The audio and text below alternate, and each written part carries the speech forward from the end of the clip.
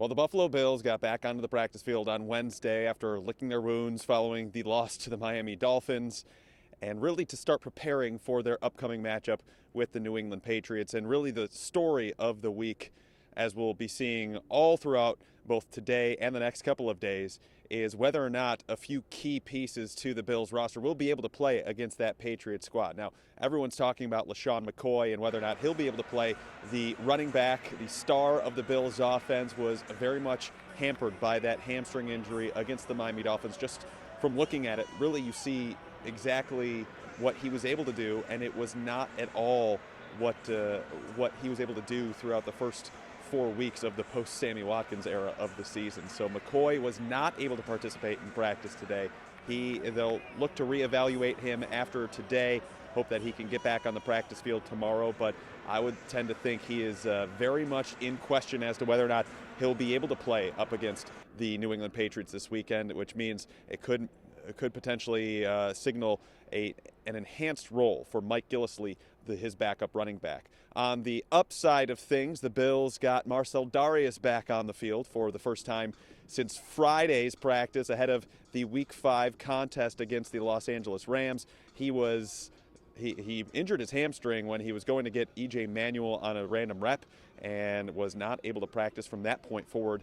So Marcell Dareus back on the practice field today, boldly declaring that he will be able to play against the New England Patriots on Sunday. So the Bills will be getting back their star defensive lineman, and really it's the first time that he's able to play this year. So it's a big development for the Bills.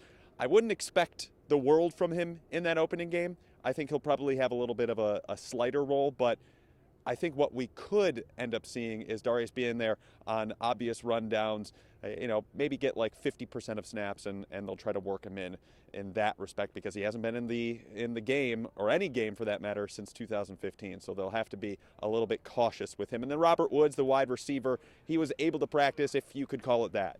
Woods really didn't do all that much. He did very light positional work. It didn't appear that he was doing any routes versus air or anything like that, just going through the paces with the quarterbacks. So even though it's a good sign that he was able to get on the practice field, he wasn't able to do too much, which means his status for Sunday could be in jeopardy. However, we'll have to see what he's able to do on both Thursday and Friday of practice as well. And the Bills ended up signing someone off their practice squad, promoting Ed Egan, who Rex Ryan said, hey, he looks a lot like Wes Welker, although we'll have to see if he plays like him. Very similar statures and everything like that, quick mover, but we'll have to see if Ed Egan has any sort of impact on the Bills the way Wes Welker did for all those years for the New England Patriots. All right, that's going to do it for me. The Bills get back on the practice field on Thursday, and that's when we'll talk to you next. I'm Joe Buscaglia. We'll talk to you next time.